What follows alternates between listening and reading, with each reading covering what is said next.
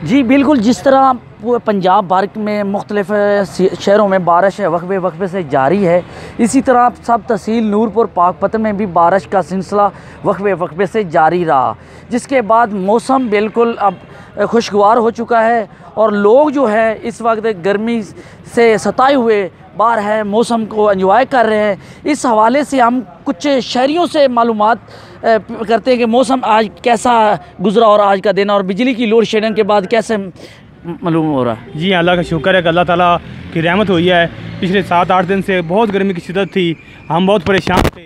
अल्लाह का शुक्र है कि हमें तफरी का मौका मिला और गर्मी की शिद्दत में बहुत कमी महसूस हो रही है।